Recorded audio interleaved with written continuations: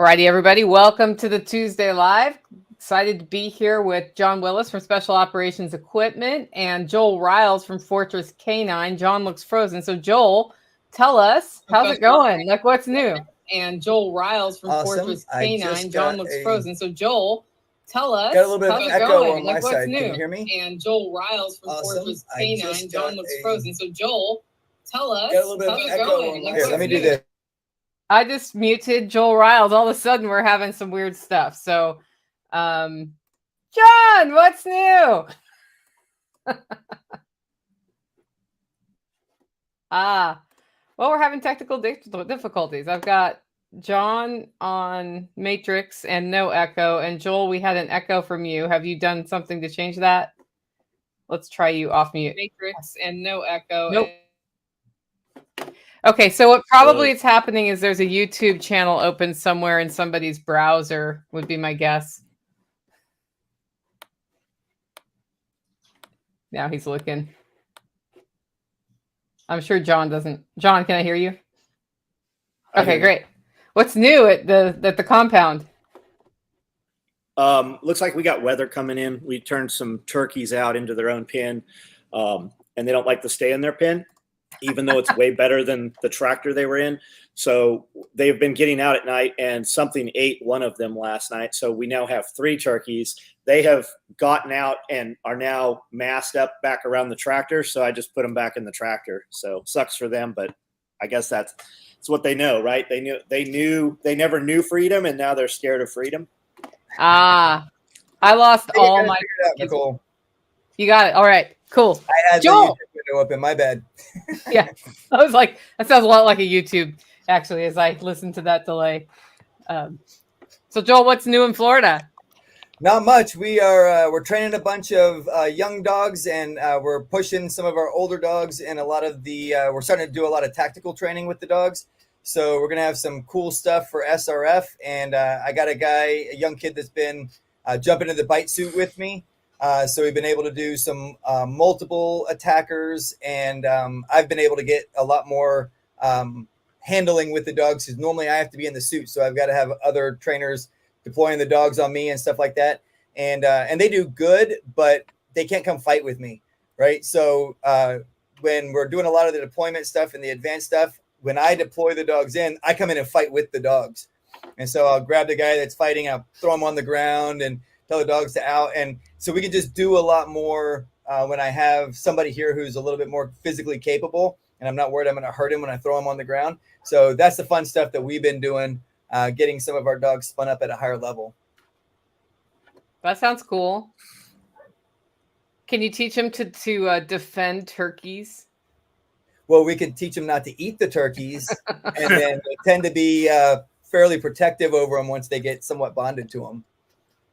Yeah. I'm actually, I filmed the first module or the first couple of videos last week, but I was doing it just straight off my iPhone without the little Bluetooth lav mic, and I was too close to the highway, so my audio wasn't great. But I started taking my dogs in around the chickens, and I put them in a down in the run, and then I like sprinkle mealworms all around the dog on the ground. And the chickens all come over all excited and are pecking at the mealworms and teaching them just to leave it alone.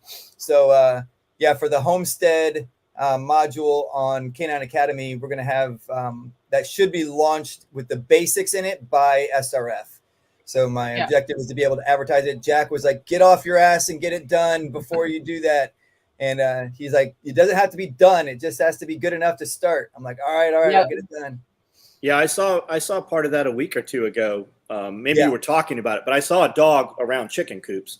Well, I went ahead and posted them, and I was just like, but these have to be refilmed, because like I'm talking and I'm talking pretty loud, and at times like when a semi drives by, it's like, you can't hear, and then all of a sudden I come back because like the ambient noise went low enough that you can hear me again. So I was like, yeah, that can't go on the Academy. But the nice thing is I always do it better the second time around anyway, because I do it the first time and I'm like, oh yeah, I should have mentioned this and I should have done that. And then the second time around, you already kind of have in your mind a little clearer exactly what you're going to say. Plus, the second time you listen to it, there's so much we can cut out of there, Yeah. There's so much. You're like, oh, we can condense this. Yeah. I do that with my shorts. I start my short in the morning. Like I've been doing these PJ shorts from time to time, and I record when I'm like, man, I'm boring myself.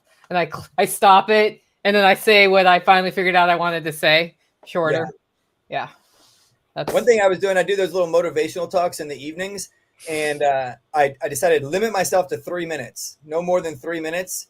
And I'm watching the little time click by on the screen going, get it out, man. Like get the message that you had in your brain that you wanted to say, you're running out of time. So it kind of helps cut down on the little tangents. You know, I tend to go off on tangents if I don't have a little bit of something restraining me from doing that.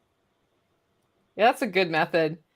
So you're coming to Self Reliance Festival, and you've already kind of told us once what you're talking about, but go over that again. Okay, well, the last 2 times we were there, we were talking about using protection dogs for your family's defense. And I just felt like the second time we were doing it, because I'd done the same presentation also at Prepper Camp for 2 years running. And I'm like, this is getting old. Like we need to get some new stuff going on here. And so I kind of ran the idea past you at the last one of the protection scenarios is what I call them. But basically, what are the most likely situations that you would find yourself in where you have to defend yourself if you're going to ever be in that situation, and how do you prepare for that kind of stuff, right? So I've always broken it down into 3 basic categories. You have the potential of a home invasion, and whether you live in a suburb or a city or out, in a farmstead, that's a possibility. You have an attack at your vehicle, so that could be you're inside your vehicle at a red light in a bad part of town. Especially if you're in someplace like New York or LA or something like that. And they take advantage of the fact that you're stuck in traffic to try and come up and do a robbery. Or you could be loading groceries into your car at the Walmart, and you're distracted because you're putting stuff in and you're not paying attention to your surroundings.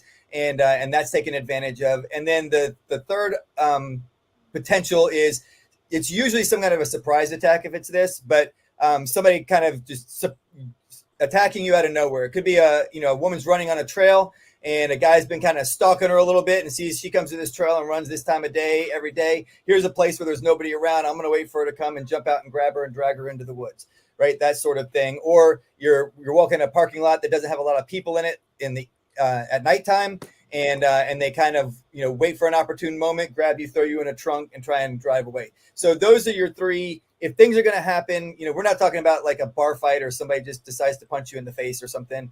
Actual real threats to your life. Those are your 3 kind of general broad categories. And then going over number 1, having realistic expectations of a confrontation. A lot of people think I'm going to learn knife defense, and if somebody attacks me with a knife, I'm never going to get cut. And it's like that's not how knife fights work. Right? We often That's not how any fight works. Get punched. If you get in a knife fight, you're getting cut or stabbed. You get in a gunfight, you might get shot. So you have to be prepared mentally for one of those things to happen, and I'm going to win the fight anyway. So we're going to talk a little bit about realistic expectations, and then mentally preparing yourself for a defense situation. And then the big parts that'll be different from the last talk that I didn't go into really at all on those is planning for the defense, planning for what you're going to do, and then actually putting that plan into action. So I use examples. These aren't necessarily the thing that you would want to do, but if your version of I'm going to be safe in a home invasion because I have a shotgun next to the front door, and if anybody comes to the house, I have the shotgun right there next to the front door. Number 1, there better be a fucking shotgun by the front door, right? If that's your plan for that defense and it's in the closet in the bedroom, well, right there, it didn't work, right? And then the other one is, are you really going to pick that shotgun up, have a round in the chamber, because you're not going to rack the slide as people are charging in your front door, and be ready to use it. And so, actually making a plan that's a realistic, functional plan, and then preparing, doing the pre-steps in that plan to actually carry that plan out should you ever need to. If your solution is I carry concealed, so if anybody breaks into my house, I'm good. Is your gun on your person when you're at home? Or do you come home and put your gun in the dresser drawer because it's uncomfortable to wear, and you chill out on the couch and your gun's upstairs? Well, you can't use that as your planning method if your gun's not actually where it needs to be. And so we'll be going into some more detail on that of how to actually go through and make the plan, and then how to make sure that plan can be carried out should it need to be. And so that's the objective on this one. And then, of course, we'll still be doing some dog deployments and some cool dog demos and all that fun stuff. Because who doesn't like watching dogs bite people? I mean, that's the best part, right? Is watching the dogs. It's the funnest part. It's like you interact with Joel's dogs and they're like super sweet and they'll let you touch them and all of that. And then they just go rip the crap out of somebody in a bite suit 10 minutes later. Yeah. We're going to do some muzzle stuff this time too, because we get a lot of questions about, well, what if the person doesn't have a bite suit on? And so we'll be doing some muzzle deployments and things like that, which look a little different than the bite suit because they can't actually bite you, but they just basically pummel you with the muzzles. Mm-hmm. And I tell my guys, I'm like, when you go to ground, which you can go to ground when you're doing muzzle work with a dog because they're wearing the protection in the muzzle, right? And so I can fall on the ground, I can kick at them and all that kind of stuff. But when you're on the ground at their level, you have to watch when there's two or more because one will often try and come around and flank behind you. And I've seen guys get hit with the front of the muzzle in the back of the head and actually get knocked out from it. And because they have a steel plate in the front of the muzzle that kind of goes from the top of their snout down and around and then underneath. And they'll use that as a weapon and they'll punch you and they'll go for your face and your neck and the back of your head. So I tell them, you lose sight of one of the dogs, you better have an arm on the back of your head ready to take that hit. Because I've seen dudes just on the ground. See, this is why I really want to have you there. That is why everybody just wants to see that. So, and we were just having a conversation. He wants to do some business stuff, and I'm kind of encouraging him to move in that direction. But I'm like, the funny thing is, all this stuff that we're doing, which seems so advanced, is literally like the first of 100 steps that we could do with these dogs. There's always another thing. He's like, aren't you worried somebody's going to come and train with you and then learn how to do something and then go do it? I'm like, no, because then I'll just do the next thing and they'll still be behind. And it's like there's no shortage of what we can do with them. It's only limited by our imagination and then understanding the dogs and being able to make them do it. Well, if you 10x the number of people who train dogs like you do in the country, how much competition is that really? I don't view it as any competition. Right. Because the reason most dog trainers and people that are doing kind of what we do and are selling dogs struggle is not because there's too many dog trainers. It's because not enough people know that this is even an option. Yeah. And when they find out it is an option, there's not a lot of people who do it. And if there were a bunch of us who did it, then almost everybody in the country would know it was a capability. And then all I have to do is show, well, this is why I'm different than everybody else. And if they want their method, go with them. If you want my method, come with me. And I'm so I don't know what the right word is, anathema to the dog community, like, because they're so into the sport techniques and everything like that. And I don't care if you do sport techniques. I don't have anything against it. It's just not what we do.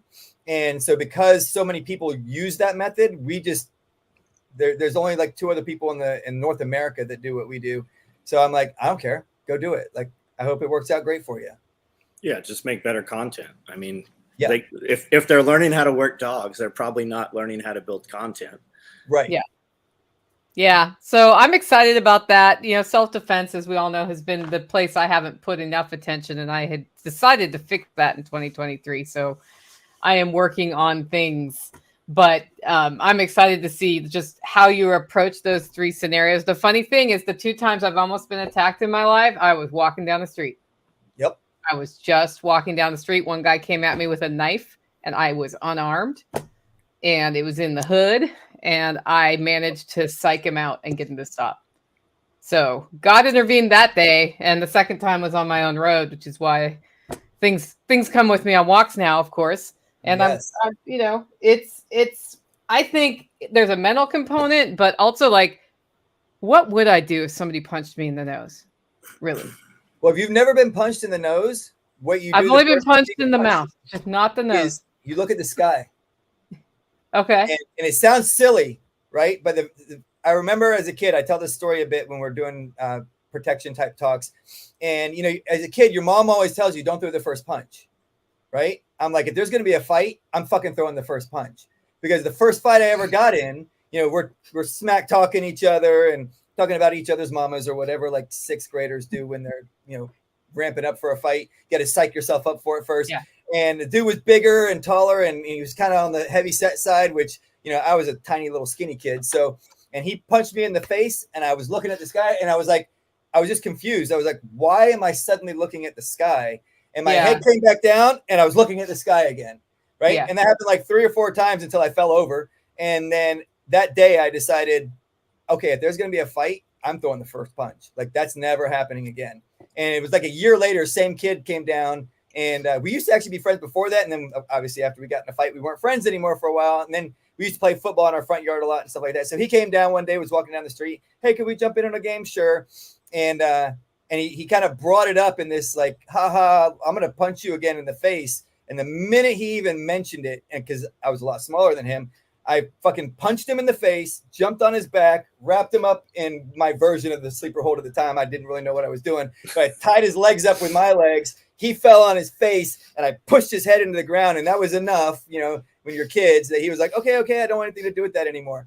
And I'm like, But the first time you get punched in the face, that's what you do, is you're like, holy crap, like I'm looking at the sky. So one of the best things you can do is, whoa, man, I don't want any trouble. Yeah. And so it de-escalates the situation, but I can do a lot from here. Yeah, because you could just I'm thinking some defense, they're like, do this.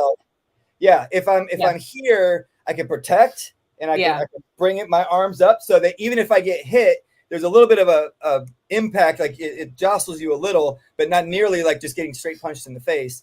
And I can also strike. So when my hands are up, I'm de-escalating verbally by going, whoa, man, I don't want to fight. But I can either ramp it from there and go, or if they move and I see a flinch in the body, I can defend myself one way or the other and then go do something. So awesome. Yeah, the idea is don't get hit first. If something happens, be the first one hit it. Don't get hit. I have done a really good job of mostly not getting hit. So, well, look who we got here. We got Coach Steven. Can you hear us? Yeah. Oh, good. We can hear you too. So how's your life, Mr. SHTF Fitness? It's been good. I opened my own facility here in December. So that was a long time goal check mark. And yeah, we're rocking and rolling. So what are you talking about at Self Reliance Festival? Are we family friendly here or? No. You do whatever you want. I've already dropped F-bombs a couple times. Okay. I was kind of in and out. Okay, so I'm just calling my segment "Don't Be a Bitch," and it's simply going to be over some of the most common objections that I get to exercise and some specific strategies on what to do instead, what to do about that, and how to overcome your own inner bitch. So I'm excited. Why would somebody want to get exercise, Steven? Oh, well, let's just count the reasons, shall we? A study was just released in December that I just got turned on to last week that found that overall medical spend on the planet would drop by $4 billion simply by people exercising. And that in the United States alone, we would see 500 million less people die prematurely. And that's only from the Centers of Disease Control's like minimum standards of exercise, which are super, and John just snickered, which are like super easy to achieve. I mean, you're only talking about 75 minutes of moderate exercise in a week or 125 of like walking around. Yeah. So essentially, if you went and walked after a meal for 15 minutes, like you're covered. Joel gets more than that in like a day with his dogs. Yeah, I'm sure, right? You got to work out too, though. It's like when you got a dog on each arm, it's like doing deadlifts. So it's like if that's all you're doing, you get injured quick. Yeah. So Steven, what are your thoughts? How likely are you to recover from being punched in the nose if you never exercise? I would say little chance of. You're going up against somebody who's like fit. I mean, like there's something to be said about you have body weight that you can throw around, but I don't know. Right. I feel like that's part of it. Yeah, and I'm not going to sit here in front like I've done some fighting in the past. That's not my like specialty, so I would just be a poser if I'm. But yeah, we just do. It's always important to know when you're a poser. So you opened a gym, or a training workspace. Mm-hmm. Are you able to do that full time now? Oh yeah. I've done this full time for years, and just operated out of different facilities.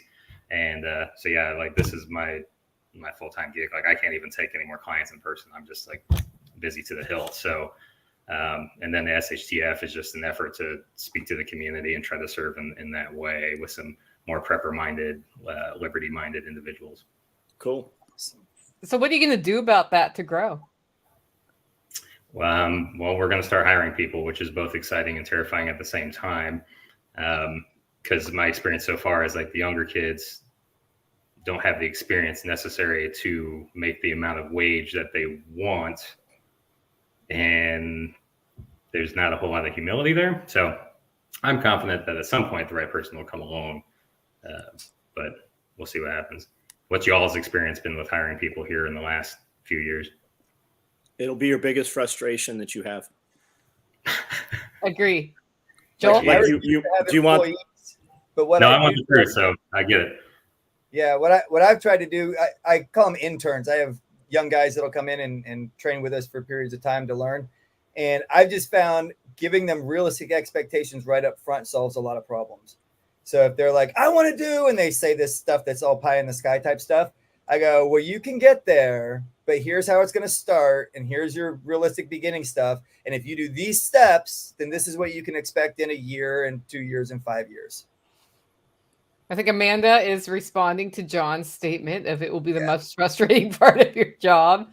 What thoughts on other ways he can scale to grow without adding employees? Raise your price. I mean, you just got to creep your price up.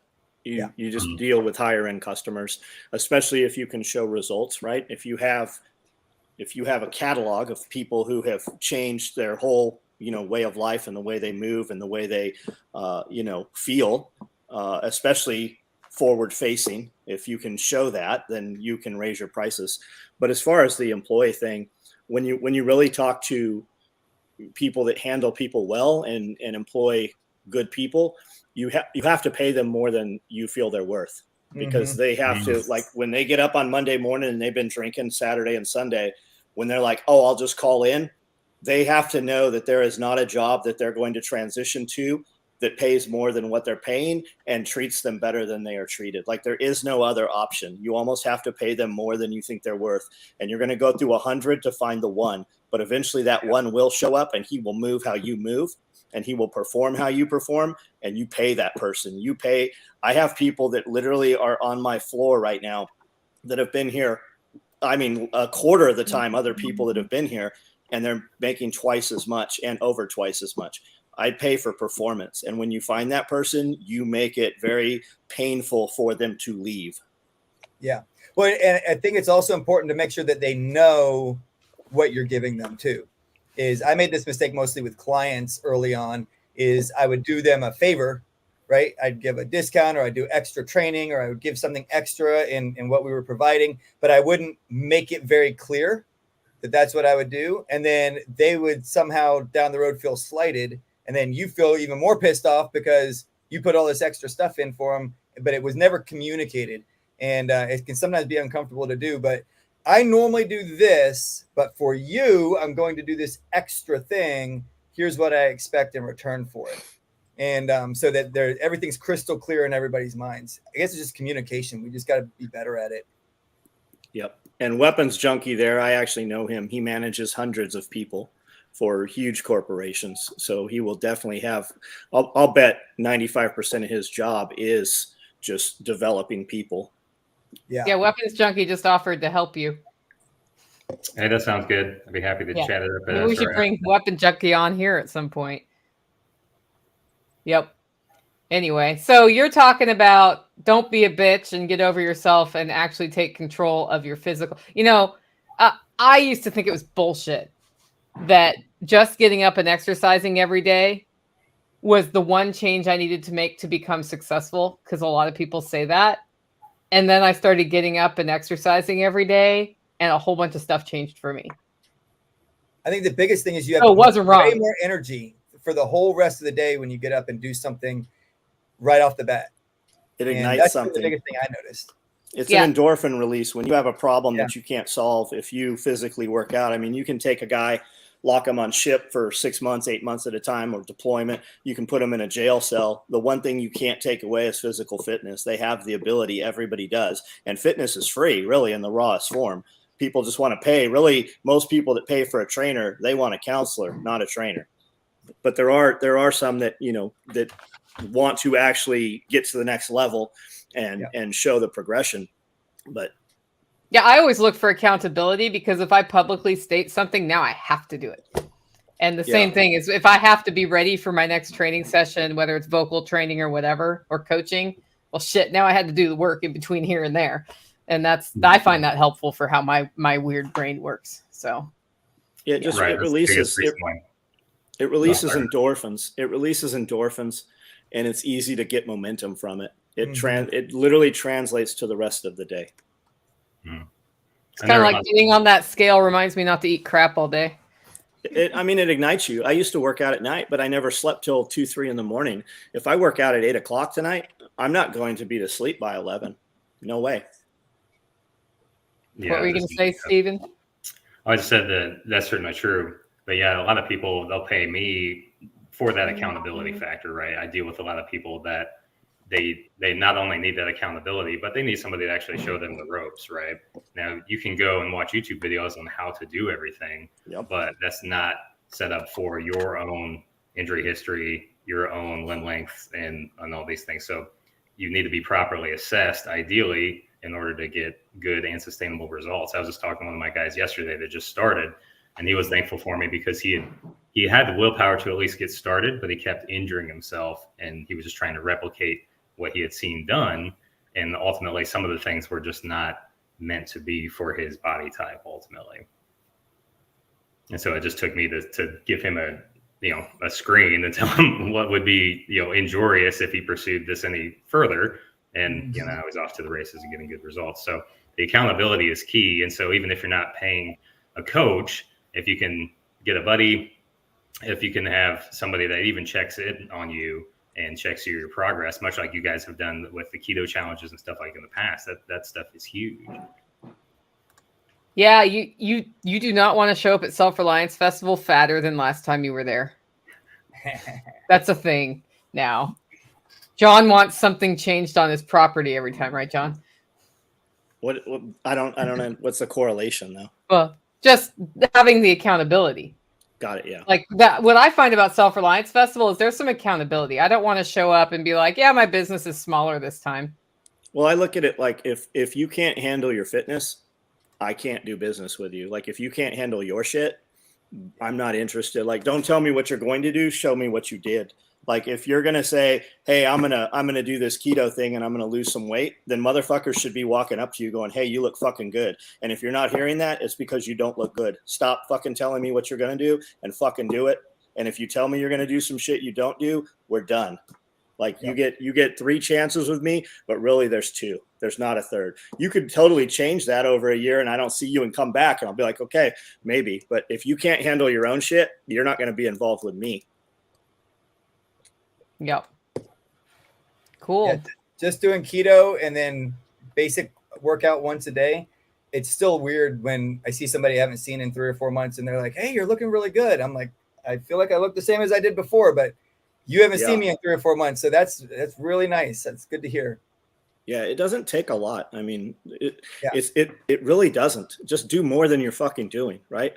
Do cardio at a level that it's difficult to speak and you have fucking sweat. If you're not sweating, then you're not doing enough cardio, right? You don't have to lift huge weights. Lift weights and fucking firm up, tone up, harden up, and then do functional fitness shit. Most people having the conversation have never dug one hole with a shovel, much less repetitive holes, and they're not filling a wheelbarrow and they're not, taking that wet wood mulch to the location it needs to be dumped. There's a ton of shit we do every day that you could do in a physical manner. We should open up Fight Dog Fitness. Get in a fight. You should. Yeah, that's a great idea. I've never seen it for that though. If only you knew a coach who could set up an exercise program to help you train fight dogs. I wouldn't even worry. All they do is bite people all day long. They're like the most fit dogs in the world.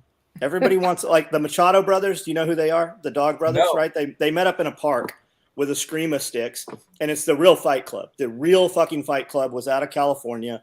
We met them dudes when we went to do stuff with Jeremy Renner for Hurt Locker, and those dudes came in and were speaking. They just met up in a park. I think it was in San Jose. And it started with like 4 dudes literally beating the shit out of each other. And it became hundreds of dudes. There's an HBO movie. There's a ton of shit on YouTube about it. But that's what those dudes did. There was no dojo. There was no gym. There was no rules. There was nothing. You bring a cup and a mouth guard and whatever. And you would pair up and go, okay, you get to use a baseball bat. I'm going to use an inner tube or whatever the fuck it was. And you would agree to it, and they would just bash each other. There was no insurance. They just did it, man. And that's why they're known today. Yeah. So you're going to make people do the kettlebell challenge again this time, Stephen? Oh, yeah. All right. Guys, there's going to be a physical challenge at Self Reliance Festival to see if you can do it. And if you can't, I'm pretty sure he knows how to tell you how to fix that. Awesome. You're just using it as a wake-up call. Yeah, right? if your barrier is I don't know what to do, Self Reliance Festival can get you over that barrier in very little time. I noticed Ed Hubble's in the room. Ed, how's it going? Good morning. Well, good afternoon for you. Ed's in a different time zone than we are. So Ed, I emailed you. Did you get my email about what I wanted to ask you about today? Yeah. All right. So first, tell us, what are you talking about at Self Reliance Festival? Well, I mean, that depends. If there hasn't been World War III full of nuclear missile strikes and Balloons. we aren't in an ice age, then I'll talk to people about basic radiation protection, radiation safety. That is, a little more at a more realistic level than, the end of the world. Can you talk about us what you mean by realistic level a little bit? You're more likely to encounter industrial radioisotopes, radioactive waste from hazardous materials that get lost or damaged during transport, and dirty bombs in large populated centers, then we are to all die of ICBMs. So more realistic would be things that like a police officer in an industrial park at night might run into while chasing somebody. Mm-hmm. And that somebody, a group of terrorists stealing some material might be, trying to get away from whoever they're trying to get away from and make a big mess right about where you're living or working or something like that. That's more realistic in today's society than really even than high altitude EMP releases. Aside from the fact that that's what everyone's talking about with totally not Chinese spy balloons. Train derailment. Yeah. Well, now and that's where I wanted to go today. Yep. So okay, phosgene gas, right?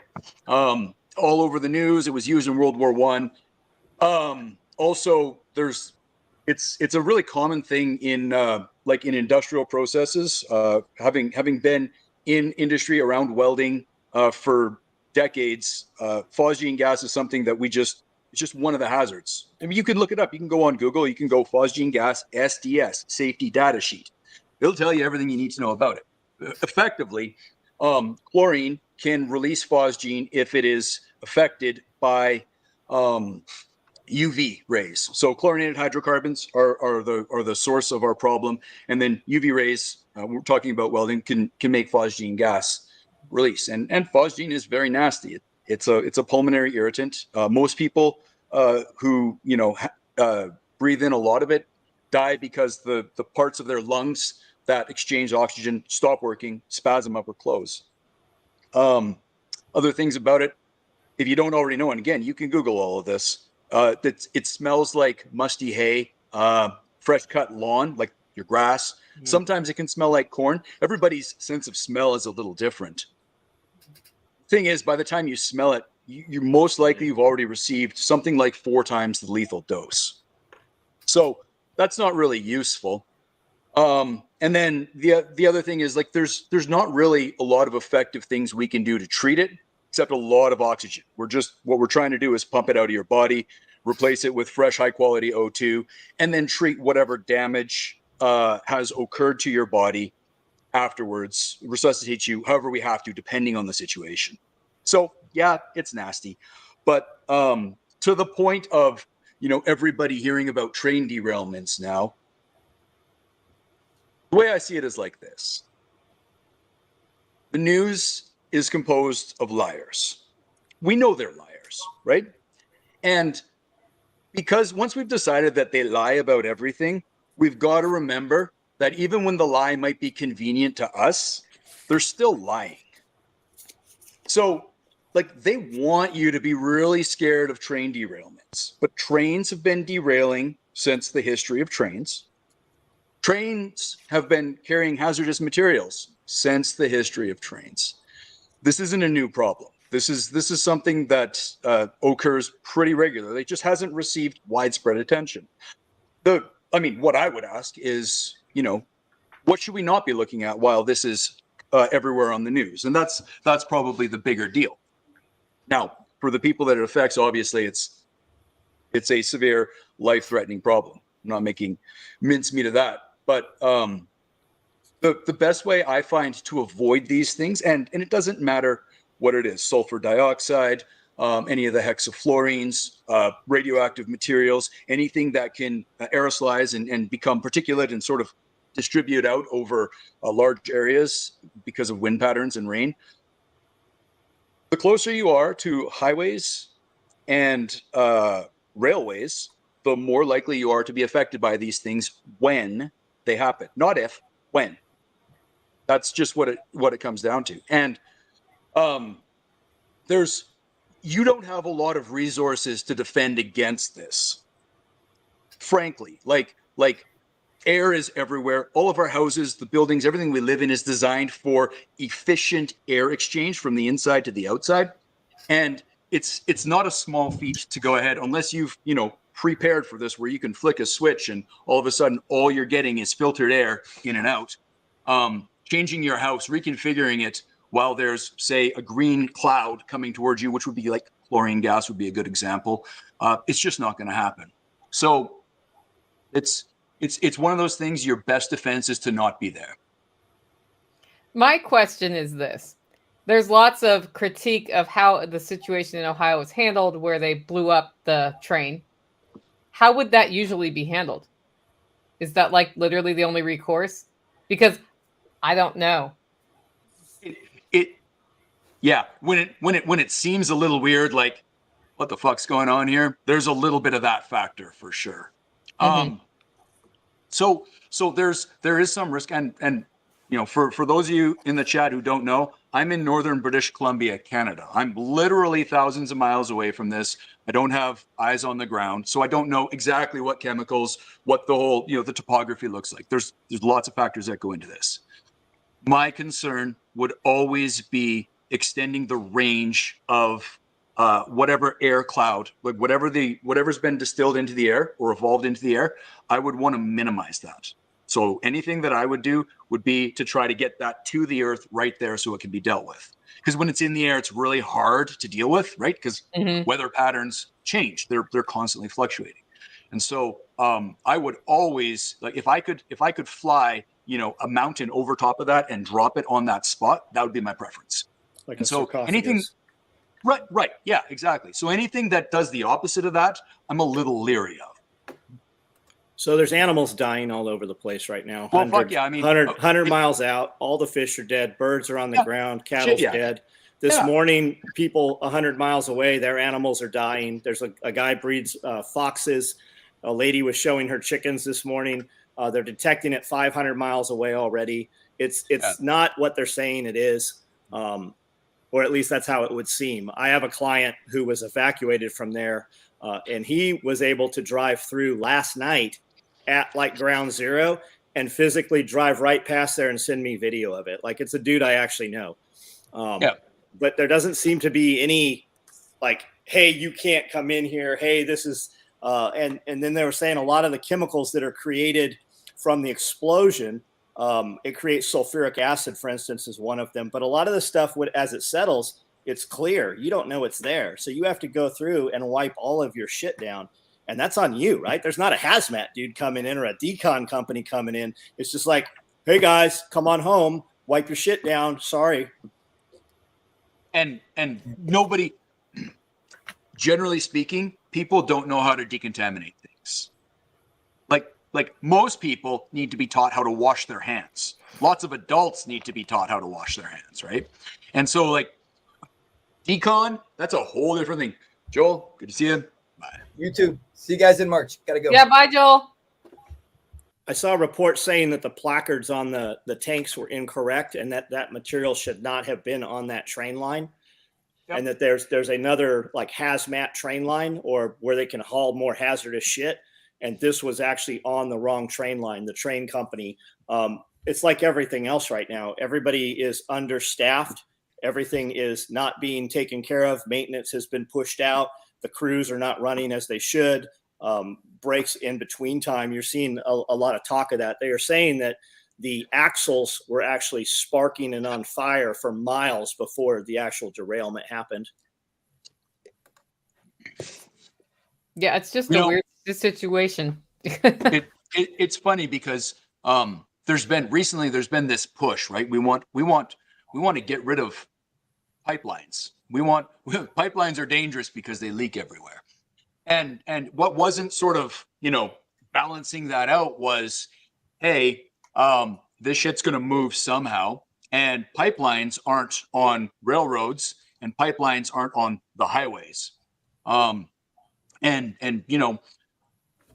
I've spent years in working with pipelines, and it's not that I'm biased for or against them, but there are better ways of moving the really volatile products than putting them on a truck or putting them in a rail car. There's better ways. And so it is like, it's on us as a society to look at that and go, we should just put this in a thing that's under the ground so that if it is a problem, we can actually contain it because now there's ground on top of it, right? And then we can localize it and work with the problem. And it's not, it's not in the air that everything needs to breathe. So it can certainly be done more effectively. That makes sense. Okay, I'm going to add Angela in too. Hi guys. Now for something completely different. So guys, these conversations, part of why I like doing the round robin day is we talk about a million different things. And every one of these people has something they haven't talked about that could be really helpful. Like Ed has founded and built a successful business, right? Yeah. You want to talk about that a little bit? Who, Ed or me? Ed? Yeah. So, well, the Iridium group is really Iridium Solutions, where we sell, sell stuff to help people with preparedness, the CBRN and medical stuff. Iridium Industrial is the inspection side, where we go and we solve problems for industry. And Iridium Training is the sort of the new side where I primarily go and teach radiation protection and trauma medicine, and I'm also a Canadian firearms instructor. So we've got multiple aspects, and it's been interesting because I've been doing a lot of these things privately, sort of behind the scenes for a number of years, and only sort of brought it public right in the middle of the pandemic. So right before the Ukraine conflict hit, that's when I decided, it'd be a great idea. I should start a business. So I guess it's successful in that it's now, public facing. It's a year old, and I haven't decided to just, not deal with the headaches anymore. So it is successful that way. It's living. But it's all the same stuff that I had been doing up until then. It's just I'm more accessible now. I'm live streaming with, people over in Eastern Europe on their time zone quite frequently, just teaching people the real basic low level stuff about radiation safety. That's something I expected that everybody over there sort of would already know because they grew up with it in their culture, and then came to realize that, governments over there are like governments over here. They don't tell you shit. Shocked. I'm shocked to hear that. And then Steven, last time I knew him, he was operating out of other gyms. Now you have your own facility. That's right. So people can learn something about what consistency and persistence does to your business. And now we got Angela here from Grumpy Acres Farm. What is it Grumpy Acres Farm does exactly, Angela? So we do a lot of everything. So basically what we do, I had to come up with a way of eating clean and making sure that we were providing and growing our own food. I started having food allergies and noticed weight difference back and forth. Some illnesses that weren't right. Garen started having some issues with heart and all of that. And I just knew something wasn't right. And it was about 2015, we decided to go ahead and go all in. And so we started growing our vegetables and growing our own meat. We started with sheep and goats and chickens and ducks and turkeys. And we So started just one animal then. You just is what you started with, right? I jump all in when I get in. And so drives Garen nuts. And so we started noticing as we were eating our food, we were feeling better and everything tasted a lot better. And when we would go out to eat, or we would go over to friends and families' homes to eat, I would eat their food and immediately break out in hives and feel like I was having a heart attack. And I knew right there it was the chemicals that were being put into our food. So we'll get to that train derailment in a minute because I know what they're not telling you. And so what we did, I started canning. And when I started canning and preserving and doing all of that, I started getting to a next step. And I thought, what is a freeze dryer? I need a freeze dryer. So I found one and set that up, and we started doing meals. Well, we were at a meetup, and it was the Midwest Preparedness Project. And somebody did a class on stocking and prepping your food. And he had, I think it was like Mountain House or something like that. And so he prepares it. Everybody goes in and tastes it. And I went in and tasted it. And I thought, my God. And I looked at the ingredients and what was in there. And 15,000 grams of sodium was in that. People are going to die if they start eating that. They're going to be very unhealthy. So I thought, how can I solve this issue? So I started dehydrating our own gourmet meals. And so I make everything from scratch, try to do as much as I can right off of our farm. I know exactly what's going into that food. I know how long it's in the freeze dryer for. I know how long I can put it up. And I started doing that, and everybody said, what are you doing? Well, then people started buying my food, and we got a little concerned because we were like, well, we want to make sure that we know you and you're not going to hold us liable if something happens. Well, now I have people knocking down my door for this food. And then Garen was watching SOE one night, and John was talking about freeze-dried Skittles. And I went, what? And so he asked John about that. And John was gracious enough to have Amanda email us and shoot us over. I am floored by how that has gone. We've now added a second freeze dryer. It came on Friday. We'll have another one coming. Hopefully, I'll get that ordered after Self Reliance Festival and get that coming. And now I've been doing all kinds of candy, and I sell out. It's wonderful. It's been a great business. I'm going to have to pull in some employees. Trying to find somebody who wants to work is difficult. Nobody wants to work. But I'm lucky in the community that we're in is that there's a lot of like-minded kiddos around, and they all want to make, a few bucks an hour. So they're willing to come over and help. Have you moved into an XL freeze dryer yet? That's what our goal is. Yeah. So that's where we're going. So hopefully after Self Reliance Festival, we'll get that going, because that'll do up to 36 pounds and make it like I have 4 large freeze dryers going. So Yeah. Well, it's funny because I think 2 or 3 weeks ago, somebody was on the live and they're like, where can I get freeze dried food that's not got a bunch of crap in it? Because I want to have something healthy. They were a truck driver. And I was like, you need to reach out to Grumpy Acres, because you're the only person I know who's like cooking stuff you grow from your property into gourmet meals and dehydrating it.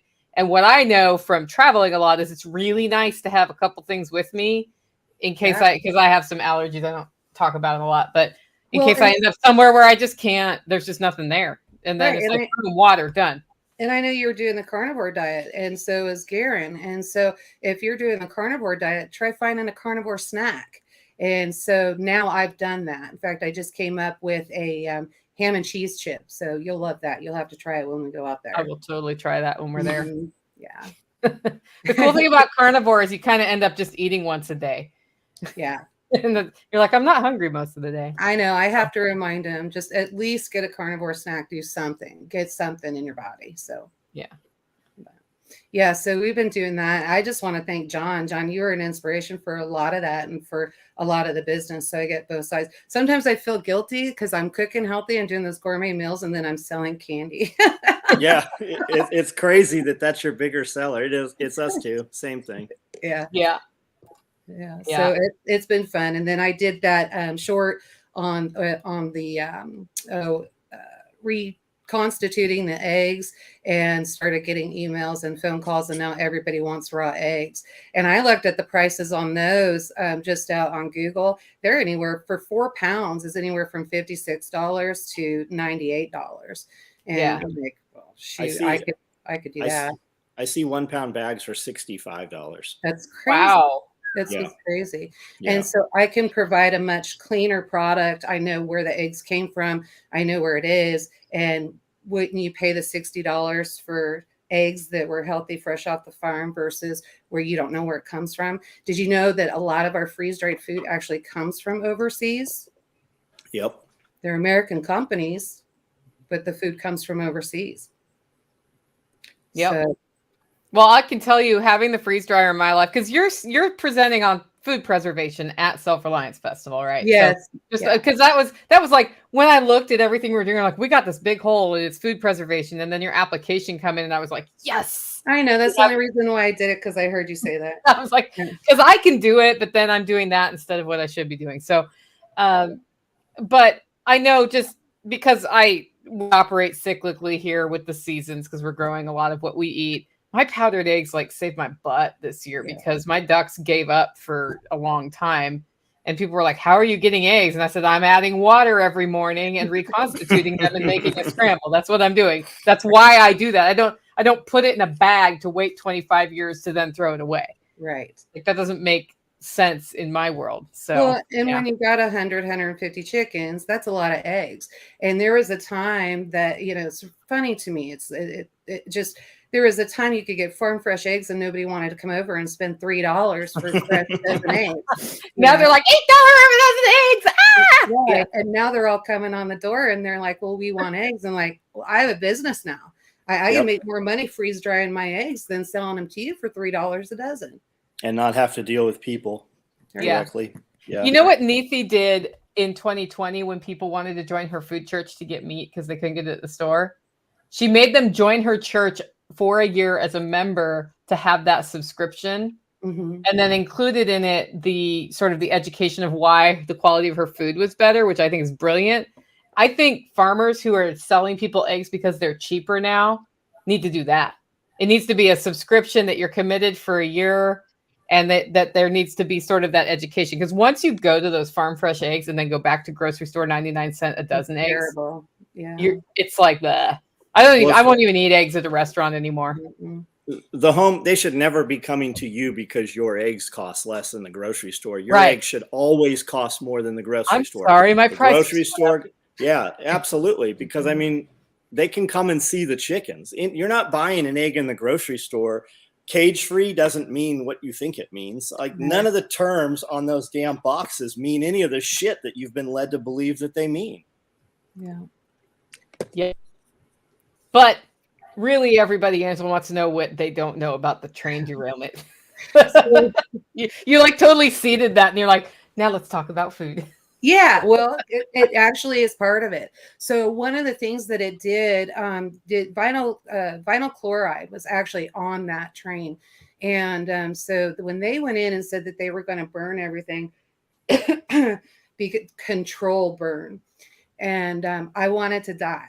I almost rolled over. And Garen and I looked at each other and I said, do you understand what that does? And he goes, yep. So we're not just talking about people. And John actually mentioned on it, the animals that are showing up dead. And so it actually goes even deeper than that. This is agriculture. So if you understand ag, there's several different layers of everything that happens. This vinyl chloride will go, it's released out into the atmosphere. Sunlight breaks it down. When it breaks it down, and John's right, it's invisible, you can't see it, it turns into other chemicals. So one of those chemicals that it turns into is formaldehyde. And so now you have farmland that is covered with all kinds of different chemicals. So when you've spent so much time on your cover crops, getting everything in the system underneath there to be working so that the corn's coming up correctly, so that the wheat's coming up correctly, so that all of that's happening, you're feeding your animals, not having to run to the feed mill to get what God knows what feed in there, and you can't graze them because now you don't know what they're eating, right? So these chemicals come down, it's all in that grazed land, and those animals are eating that. So everything is affected by that. So there's to be redone. How you do that, I have no idea. This is a big problem. So if you thought that there's a food shortage now, just wait. How do you remediate that, Ed, when it's all over the land? Like, how long does it last? Do you know? Hemp. Yeah, hemp's a good one. Hemp is I don't know. I don't know much about growing things. I do know that hemp is great for pulling toxins out of the land. We've been abusing our farmland for so many decades now that the number of pesticides and toxins that are generally present on land and in streams would, it's enough to make you sick if you focus in on it. Sick to your stomach. Just think like, is there any way that we can possibly move forward? What I generally look at is there's a threshold at which we will kill our ability to survive on this planet. Yeah. I don't think we could kill this planet. I think we'll kill ourselves long before the planet will keep spinning, million years to 10 million years, and then, re-evolution. But there's certainly a threshold of fuckery that we can do that will cause this planet to be like, this virus is done, gone. Where we are on that scale, couldn't tell you. But, humans, it's sort of like we're pre-programmed to mess with everything. Like, we just can't be like, we should leave that alone. And they're like, okay, cool. On Saturday, we said we'll leave this alone, but now it's Tuesday, so let's do it. They meant you'll leave it alone, not they will leave it alone. It's continuity of government. It's not continuity of society. And if you have a major incident take place, they will not be coming if they come, it's not to save you. They do not have the resources if it gets to that point to save you. They will eliminate you in order to have resources to feed themselves. It will never be for us. And Tori, if you're going to reorganize your house to do indoor winter growing because of this, make sure you do it in a way that empowers your household. Because I know how hard you're working to have a functional household. I wouldn't go out and spend hundreds of dollars that don't make sense to do that. Although I love growing indoor in the winter. So I've set it up so that it brings me value and augments my food. Just thoughts on that. I just saw that fly by. So Yeah, Angela, are you in Ohio? No, we're not in Ohio. We're in Kansas. We're in Northeast Kansas. Tag from Life Done Free. He just lives right up the road. We're same community. Oh, awesome. yeah. Mm-hmm. Yeah. So we in fact, he I'm thankful is in our community. He saved our bacon because a lot like his story, we had to make a choice. So we had a homestead in Pleasant Hill. My husband worked for the government, and we were forced to make some choices. So we sold everything and started all over. Yeah. If it wasn't for them and others in our community, there's no way we could have moved all that livestock. That was a mess. Awesome. Yeah. That's awesome. So do you look at Ohio and feel like you're too close to it?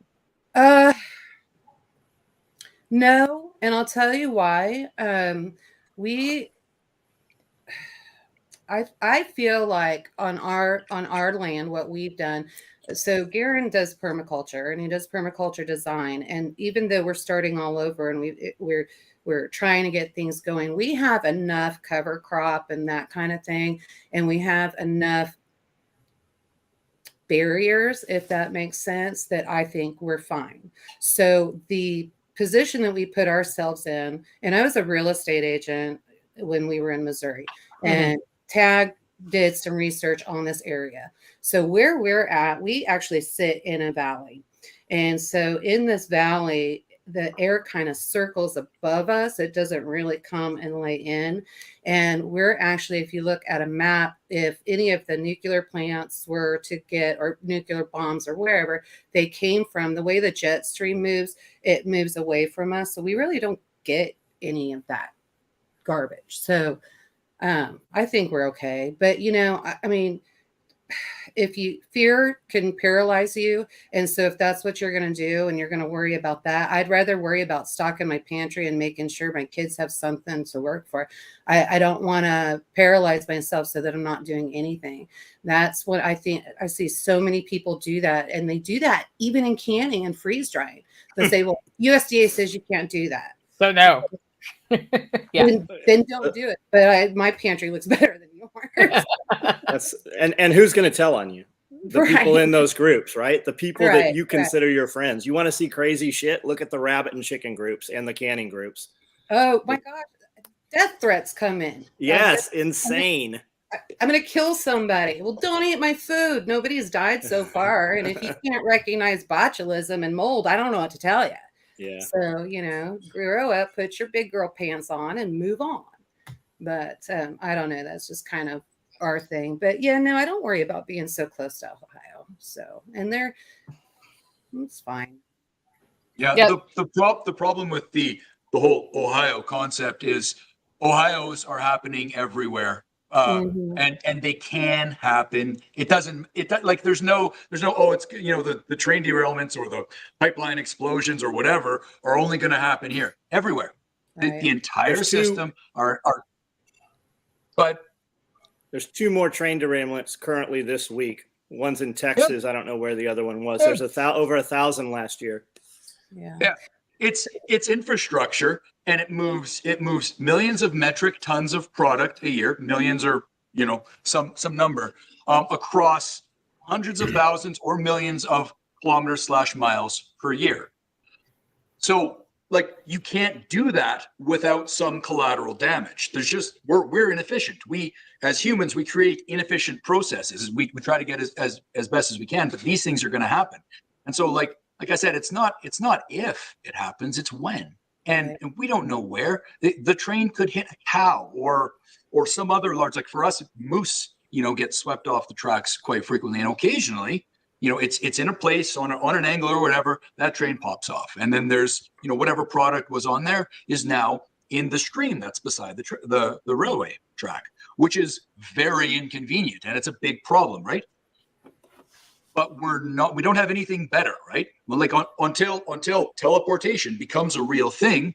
I'm so ready for that. They're losing people, though. They won't come back together. Yeah, teleportation without losing people. I am ready for. Hey, you come back as a copy of yourself, and that just is what it is. You got to be okay with that. Yeah, they have that line open. That line is back open. They've brought in material and soil, and I heard that line is back running, and it's open. People don't realize when trains derail, they don't bring equipment out and set the train back on the track. It costs too much. They cut it up, scrap it. They lose more money. They literally lose millions of dollars a minute every time one of those rail lines is down. I got a buddy that's in charge of all of Tennessee here. And when there's a derailment or any kind of catastrophe, he's the dude in charge of all of it. And they come in with equipment, push that shit to the side, start chopping it up, and get that rail back open. Yep. Okay, we've got a question from the Peanut Gallery. Where do you get all your snacks for the freeze dryer? Wherever you can get them in bulk, the cheapest. Right. Snacks for the freeze dryer. I think they meant like the Skittles or whatever that you're freeze drying. Oh, so you start thinking like a business person if you're going to do it for a business. So I actually have a candy distributor that I use. So I get that wholesale. And that way I don't have to fight other people that are wanting to get into freeze drying Skittles for the last case that's on the shelf. I just have it delivered to my door. And so we're getting that going. I can do all kinds of different candies. So that's where I get that if you want the candies. As far as the snacks right now, it's more carnivore snacks that I'm doing. So that is, I cook a ham. And then I make a cheese sauce, and I put the cheese sauce in the freeze dryer, and then I grind all that down and then freeze dry the ham, and then come back cut them up into chunks or whatever, shake them in a bag with the cheese, and then voila, you have ham and cheese chips. So that's what I do. You could do that with lamb. You could do it with pork. But if you don't have what I have available here, then go to the grocery store and just look at what's on sale. Yep.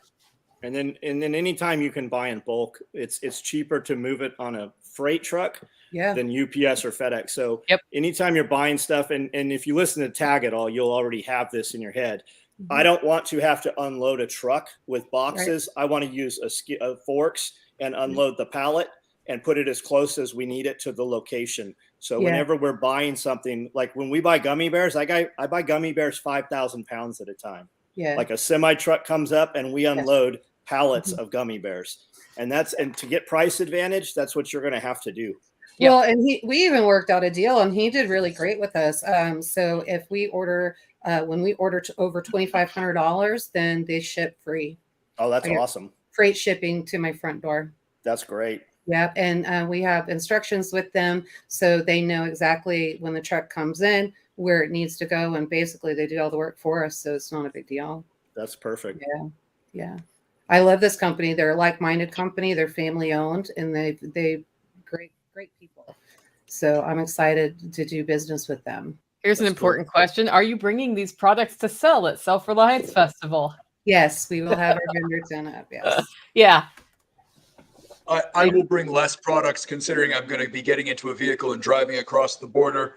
And your customs officers don't like it when foreigners come to sell stuff in America. So if you want to ship something down, I'll give you an address. I will mostly be bringing myself, and then maybe a few things. Yeah.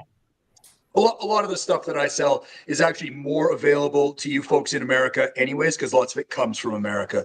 So like I provide a good service to Canadians who can't otherwise, access it. But you guys have, a lot of my suppliers are, already friends with this group here. So, but you do sell something that it originates from Canada, right? Which is your training and maple syrup. I can bring you some maple syrup. Yeah, bring me Canadian kettlebells. Canadian kettlebells. See what I can do for you. and with that, there's someone at my door, so I've got to go. Okay. See you later, Ed. Good day. All right.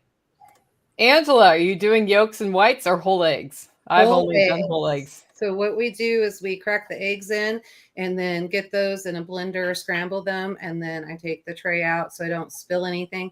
And then I pour it right on that tray and stick it right in there. I'm interested because, John, you're doing 100 eggs at a time, and I think there's like different pans. And we're using doubles. Yep, we're using the half trays. We're literally doing it right when I get off of here. We're doing 100 eggs. Where did you find those trays? Amanda can tell you. Okay. I'm sure we found it from Retired at 40 in the group, but I think they come from Harvest, right? Oh, okay. I'll look. I could be wrong. You have the large freeze dry, right, John? Yep. Okay. Yep. I was gonna say I want that link, but I have the medium. I do 60 eggs a batch. Yeah. The medium. So I've tried, and that being said, I've tried to do cooked eggs when just fried eggs. Mm-hmm. They don't look good. And I try to feed it to Garen, and he's like, it's all right. So I don't want to put that kind of product out. But what I will do is I will go ahead and I will cook scrambled eggs and then put vegetables in it, mushrooms, cheese, just load it up. Or I'll do huevos rancheros, and I've got all kinds of stuff.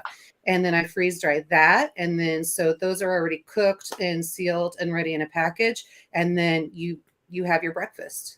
So nobody's going to starve out there. We do scrambled eggs and sausage, scrambled eggs and bacon, and just plain scrambled eggs. But for the most part now, we just run protein. If we're not running a load that we need for a promotion code or sale, we run cooked diced chicken or cooked hamburger, cooked and seasoned hamburger, or eggs. We're just running eggs and eggs and eggs and eggs. So if you're doing some protein, so we actually, Garen, one of the gals Garen works with, her sister has a, what are they? The pork rinds company.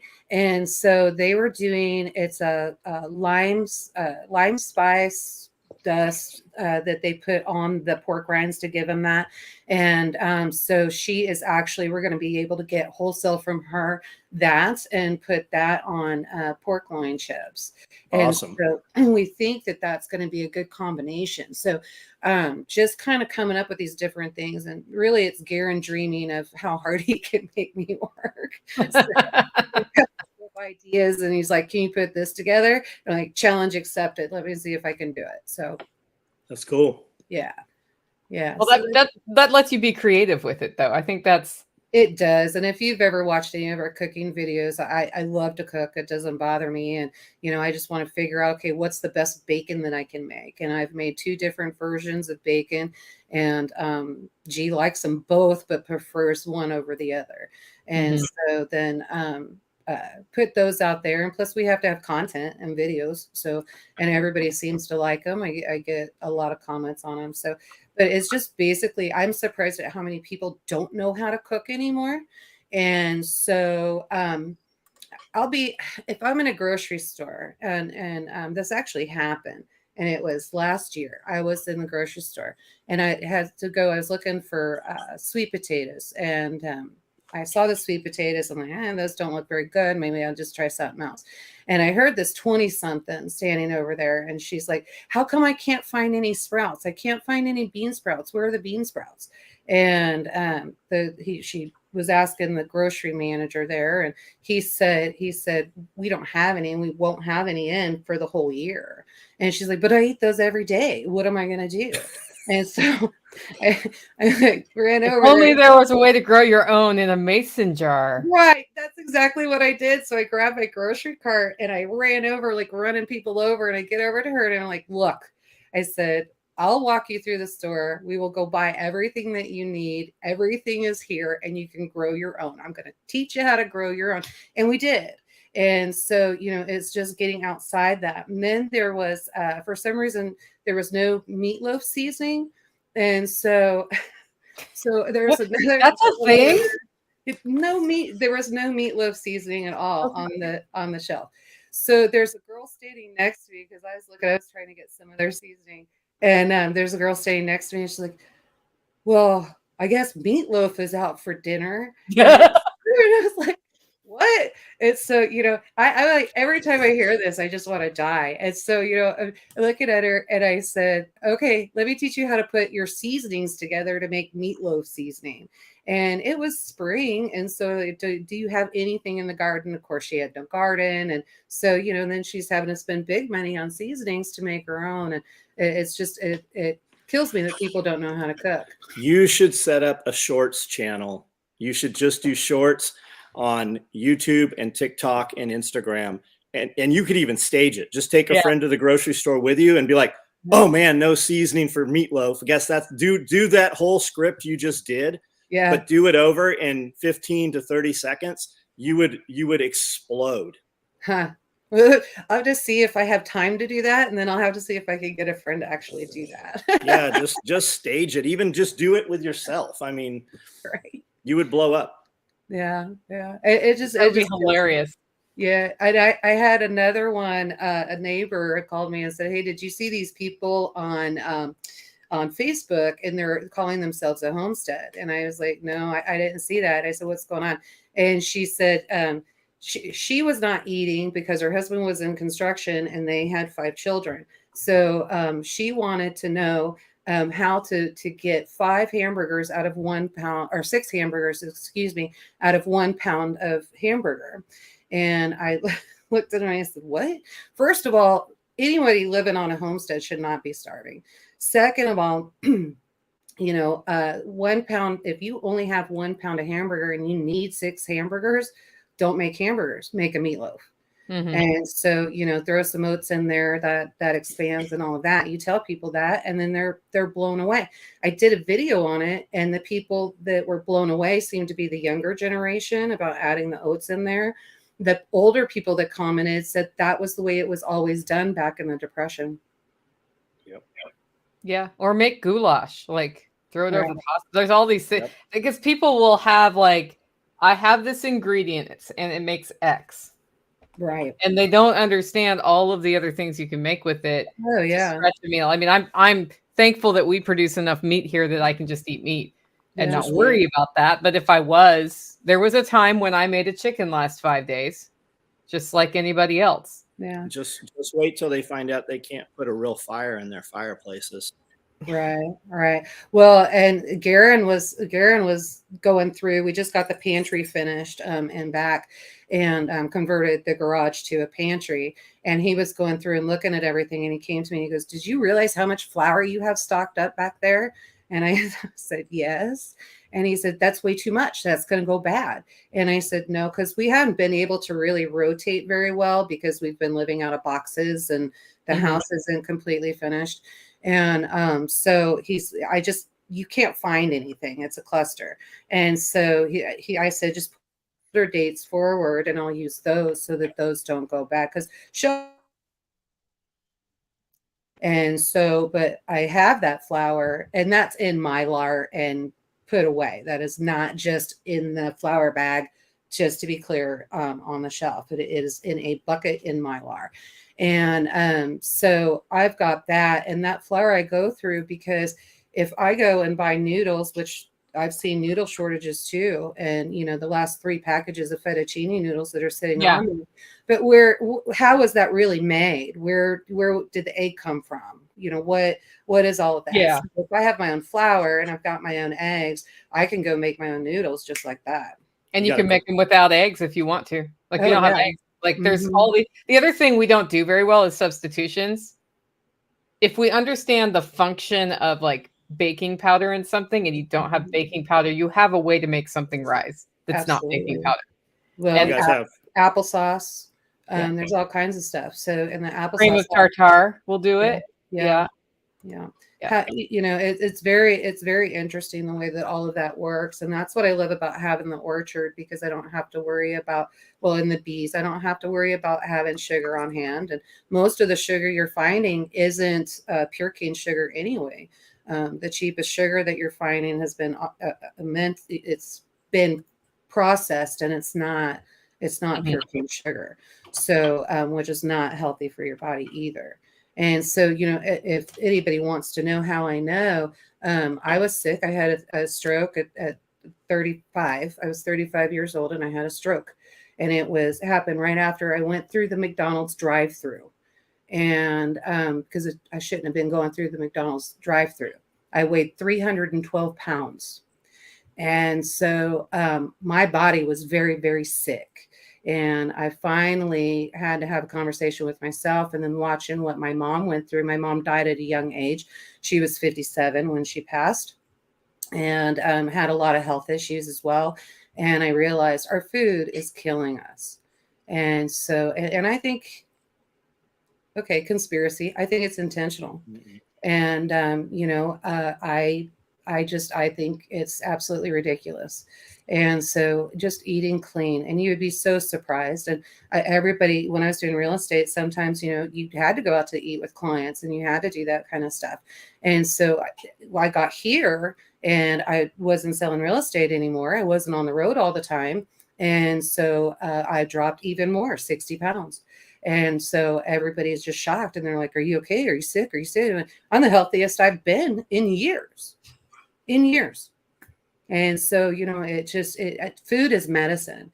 And I truly believe food is medicine, but food is also poison. And so you need to know where you're getting your food from. That doesn't mean you can't go to the grocery store and pick up chicken. You can't. Know the company, know what they're using, know where it's coming from. Did it get shipped over to China to be packed and then brought back? That does happen.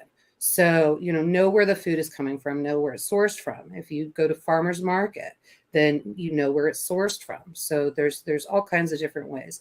And you pay what you get what you pay for, if that makes sense. So yeah, you may have to pay a little bit more, but you're going to be healthier for it. Right. Yeah, when you look at the package of chicken and it's got 4 or 5 other ingredients on there, you should probably find, if you can't pronounce it, you probably shouldn't put it in your mouth. Yeah. Well, and then so you'd say that, and a lot of people have been saying that every year. So now, have you noticed they'll put other? Yeah. Other. Yep, and it says so- artificial sweeteners or artificial flavors. They don't even tell you what it is anymore, or proprietary blend. natural flavor. Natural flavors. Yeah. That right there is It's- some celery. It's like the Mhm. food dyes. Like they're not even legal. Other countries don't even allow them. Yeah. Right. You know, it's funny, Angela. I had a similar experience with food where I felt terrible, and I went to Germany on vacation for 2 weeks years ago. Came back 15 pounds lighter because of the food. Yeah. And felt great. And I ate one meal from the most organic ingredients I could get at what was called New Seasons in Portland, Oregon, and immediately started bloating out again. Yeah. And that was sort of what started me realizing, oh, there's something wrong with the food here. And I was mostly not eating anything that was, whatever it's called. Processed food. I couldn't think of the word processed. Yeah. I was mostly eating I wasn't eating processed food, but there's sort of scales of this, right? You do what you can do to the best of your ability when you realize you want to take it on. And I think the first thing is just start eating whole foods.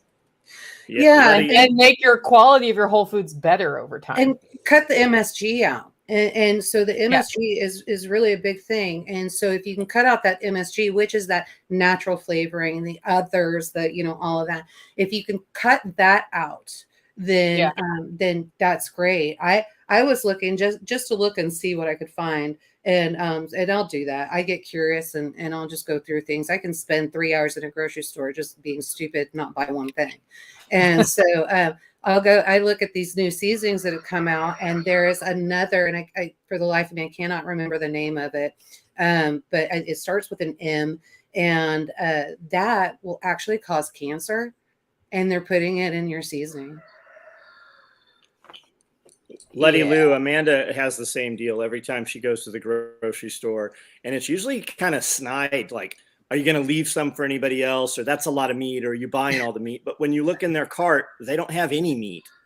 Like they weren't going to buy any anyways, but they've always got some snide shit to say. Yeah. So we didn't on our chickens this year.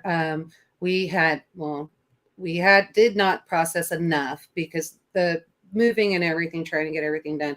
We didn't process enough chickens. And then we had those in the freezer. We had the freezer actually went out. We didn't catch it. Yeah, it was a disaster. And so, of course, we're not going to eat it. So then that becomes hog feed. And so we have that. So I had to go buy some chicken. And sometimes I will go buy things for ingredients just so I can see when I'm teaching a recipe, what you're going to be paying for it. Because I just think that's the right thing to do. And so it drives Garen nuts. And so, but I found chicken. It was chicken thighs, and they had the bone and skin on them, but I don't care because that becomes dog food, and I'll just take the bone and skin off. And so I went and bought those. I cleared out the case, and I had a woman literally tell me I was being ridiculous. And I looked at her cart, and I looked at her, and I said, well, if you want some thighs, you can go ask them to make you some more. Sure, there's more in the back. And $1.28 a pound, you can't beat that. So I can't. She wasn't going to buy them anyways. She wasn't. She just wanted to make a comment. Yep. So and I think part of it too is the economy, and I think people are frustrated. And I've noticed where before a lot of carts were overflowing, they're not anymore. And so people are they're frustrated, and I get it. But also. You can, Garen makes this comment a lot, and he said, if you're starving, it's your fault. Get off your butt, go get a second job, go do something, make your life better, make better decisions, and then figure it out. And I don't mean to be cold, but I'm just saying you have to be motivated, and you have to be motivated for this lifestyle. If you're not motivated for this lifestyle, you'll never make it. It's not an easy lifestyle. It's not. I do mean to be cold because I'm 50 years old and I slept on the floor of a shop for 6 months. And I'm here because I was willing to do shit that those people were not willing to do. When we go to the grocery store, we shop for 20 people that we feed lunch here to every day. I don't give a shit what anybody thinks anymore. Like we all have what we all have in common is we all have 24 hours in a day. It's just how they choose to utilize it. Exactly. So, cancel the cable package, get rid of the vape, get rid of the cigarette, whatever it is you're doing, and just decide what's more important. Well, and even on the cigarette thing. So, I mean, I'm not going to lie. So I smoke, but I got tired of, and I know I do need to quit, but I got tired of paying those ridiculous cigarette prices. And then I saw the chemicals that they were putting in those cigarettes and didn't really like what I was seeing. And you're paying, well, here in Kansas, they're $8 to $10 a pack of cigarettes for name brand. And so you figure a carton, you're looking at $100 for It's cigarettes. crazy. Yeah. Wow. They will choose to buy a carton of cigarettes over food. Now, what is bizarre to me is you can buy a $20 machine and then you can buy a 1 pound bag of tobacco and then you can buy the little tubers and you can roll your own cigarettes. This is way better tobacco because there's nothing in it. It's just tobacco. And so then you roll it up and just do it yourself. I can do about 20 a minute. And you don't have those chemicals from what the companies are putting in there. And a lot of that is sugar because they want you addicted to it so that you won't quit. Absolutely. I don't care what you do until you tell me what you can't do. Like, Right. I'm never going to roll up to somebody that's smoking and be like, That's a hey, really that's big bad for quote. you. Well, but the thing is, you know what it costs me per pack if I roll my own? Yeah. 60 cents. Yeah. And here's the thing, right? We're talking about tobacco companies, right? We're talking about the people that literally took fiberglass insulation that you put in your wall and used it for a filter. We're talking about people who put asbestos in because it tasted better and used it for a filter. So do you know where all those companies went? You know, when they started cracking down big tobacco and they couldn't advertise and market towards children anymore. They bought all of your food companies. They own Nabisco and Procter & Gamble. They own all of those packaged food companies. They're no longer in the locked up box where you get cigarettes. They're now they're all around your grocery store, all through the aisles. Yeah, isn't that amazing? Yeah. So do you think they give a shit about your health? They don't. And like this comment, tobacco is easy to grow. Yes, tobacco is very easy to grow. We actually will be putting in medicinal tobacco this year, and we'll probably go ahead and try some of the cigarette tobacco as well. A neighbor of mine did, but he thought it was cigarette tobacco. So I don't know how it's labeled, and I got to get with him and find out exactly which seed that was. But I was feeling some lung congestion and kind of thought, oh, maybe I've got some bronchitis or something coming on. But I was busy and I knew that I needed to try this tobacco for him. And so I rolled it up and I went out. I could only take 2 drags of it because it was so potent and so strong. And I put it out. And you can ask Garen when we get there, all of a sudden, everything just started coming up. And I was clear as a bell the next day. Now, I'm not a doctor. So, you know, I just know what worked for me. And I know that that's a tobacco that I do have those seeds. That's a tobacco that will definitely be going in, and then it will be going up on the shelf. That's cool. For medicine. Yeah. So, and then Life Done Free, B, actually, she did medicinal tobacco as well last year. So, but I'm not sure. I didn't get any of those seeds, so I'm not sure. And I know she doesn't smoke, so I don't think she's tried it. That's cool. Yeah, there's a lot of stuff, and we even talk about that. If you go out, and you might be interested in this, John, and you too, Nicole, it's Understanding Ag. And so .com, you can go there, and they actually, it's a free program for, they go to Ireland, they go all over the place, all over the United States. And Shane came out and he actually spoke a lot. We talked on Saturday, and he was talking about the system in the soil and how to get everything going. And one of the things that we're finding here in Kansas is that as far as agriculture, they've taught farming in one way, having to have chemicals and fertilizer and all of that. And if we would just go back to the way that the Indians did it and that the original pioneers did it, we wouldn't have to have all those chemicals. We do not use fertilizer in our gardens. You know, I've been listening to a book called, I think it's 1491. Have you heard of that book? I haven't. It's all about Native American cultures before the European colonization. Mm-hmm. And it goes back, it actually hits on some of those things that they were doing just from a fostering of land. And it talks about, you know, different theories about who was where and how many people. Very, very interesting listen. Like it's an 11-hour audiobook, but It's I'll have to. great to throw it on while you're working on a project, and I've really enjoyed it. But I've learned a lot of things I want to know more about as a result of that book. Yeah, From I a think fostering of land standpoint. I think you would really like it if you checked into them, Understanding Ag. And if you could get one of them out there just to even speak at one of the festivals, it will really teach people a lot. Because, you know, I hear a lot of people say, well, when SHTF hits, you're not going to have fertilizer. How are you going to be able to farm? Yeah, you better know how to farm. Now, you say no fertilizer, you mean no chemical fertilizer. You use like rabbit manure or compost or correct. Yeah, we'll use comfrey. We'll use rabbit manure. We'll use cow manure and sheep and goats and all that.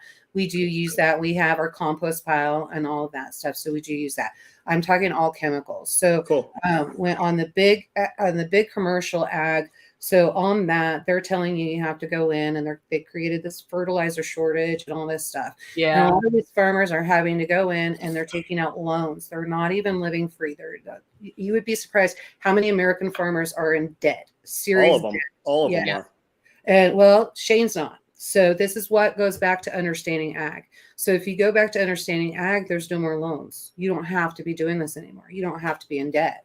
So this is developing a lot of that life done free. So if you understand the system, and it's not overnight, it's going to take 2 to 3 years. So you do your first step the first year, second year, you're going to see better. Third year, you'll see even better. And then now that you've got the process rolling, within 5 years, you're successful, and you've got 1,000 acres of milo out there. And then you switch your milo out and then go to something else. So, you know, get your winter wheat in and that kind of thing. So there's several different ways, and we should be planting, you know, warm weather crops, then cold weather crops, and then just keep going with that.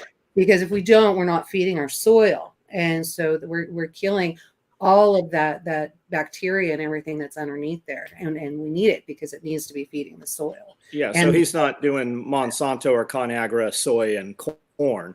It's the same thing with, you know, the inheritance tax right now on the farms. So they make these kids that inherit, you know, acreage off the farm.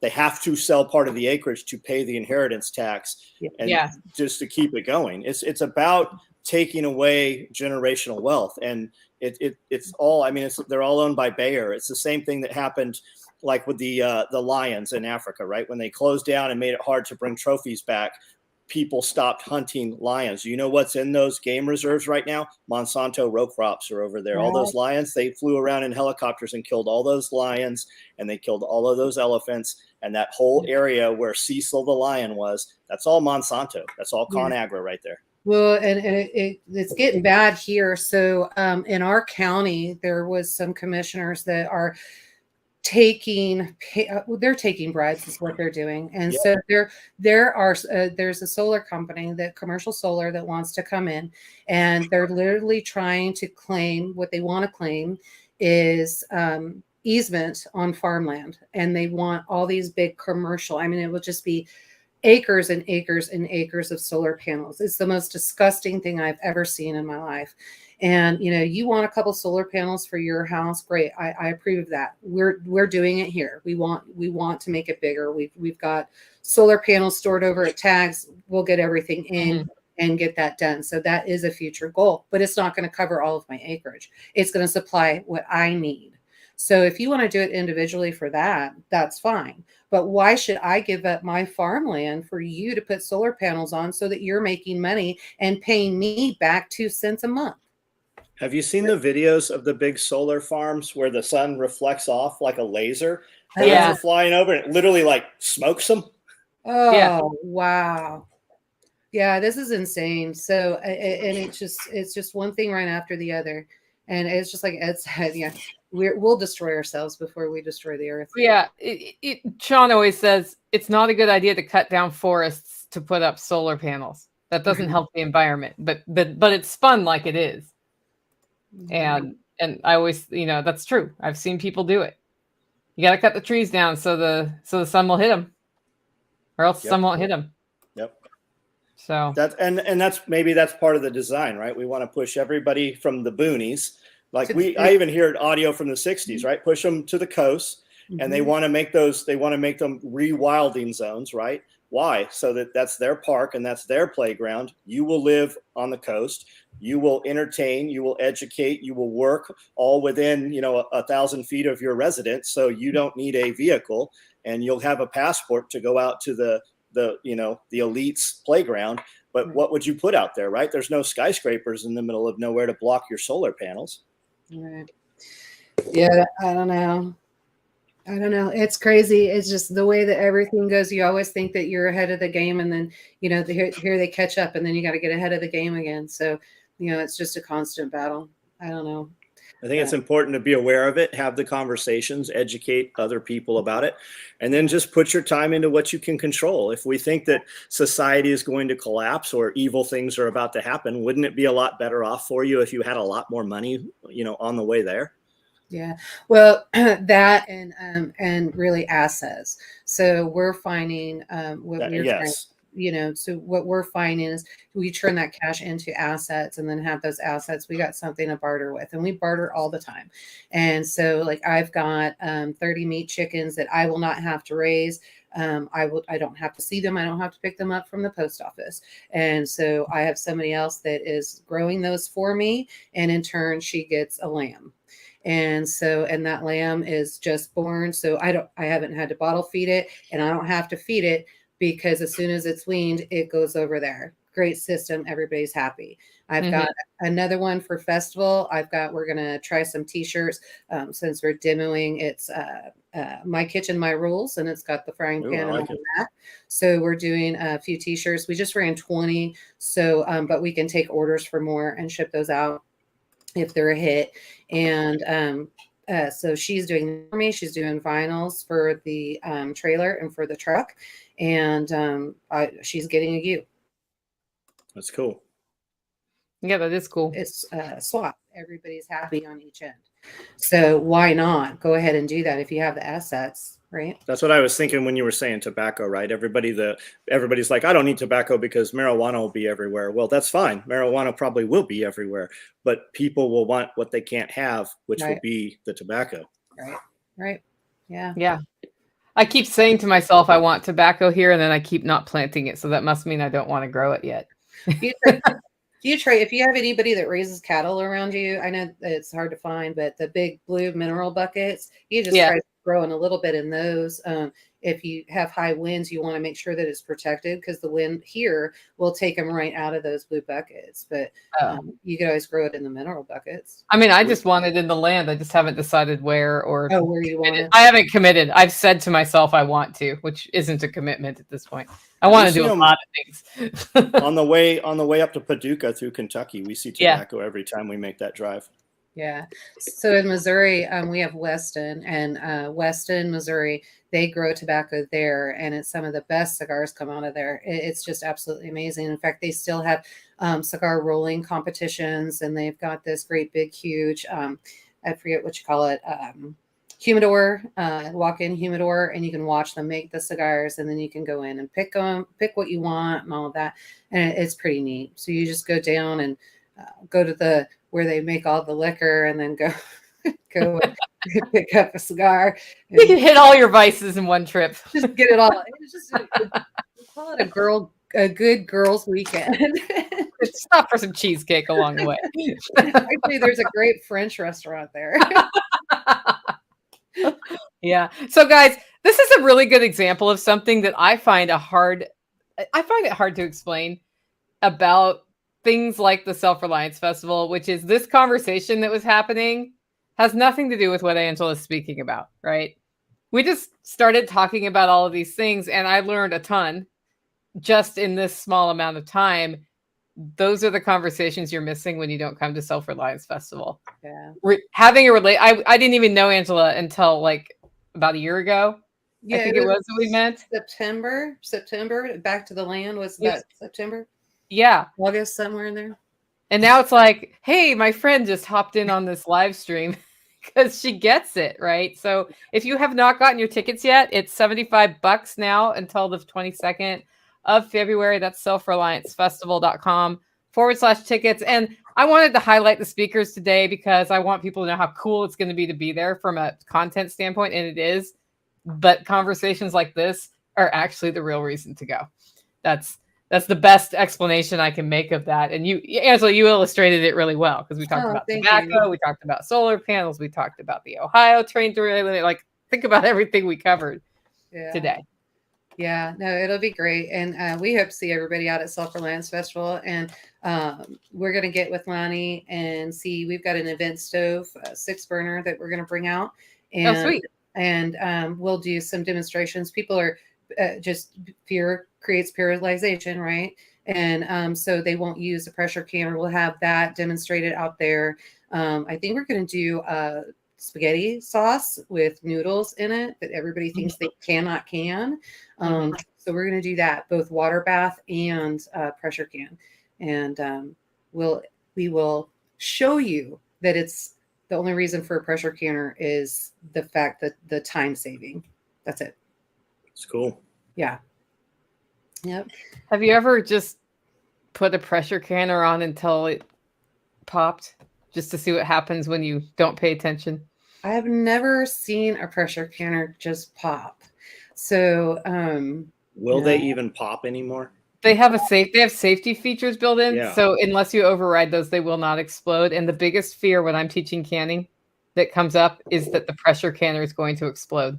You know where that came from? That came from grandma's. That came from grandma's. Great-grandma. And that was, we were doing a chicken butchering weekend and over at the neighbors. And so we butchered, gosh, there must have been 100 chickens, and they would cut them all up. And I was giving a canning class to them to show them how to can the chicken.